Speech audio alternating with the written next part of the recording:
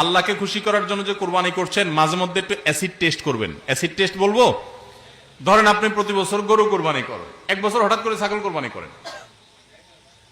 ছাগল কোরবানি করেন, আপনি বলবেন এই বছর তাহলে তো গরু গোশত দিতে পারবো না, তো আরো কয়েকটা ছাগল কিনে কোরবানি আরো বেশি করা যায়, তো একজনে একটা বেশি করলে সমস্যা নাই।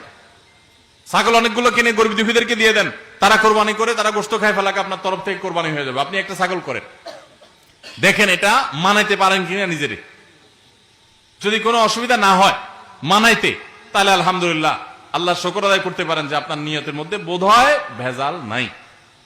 আর যদি মনে হয় না প্রতি বছর গরু দেই, এবার ছাগল দিলে কেমনে হয়, মানুষ কি বলবে, তাহলে বুঝতে হবে ডাল মে কুচ কালা নেই পুরা হি কালা হয়।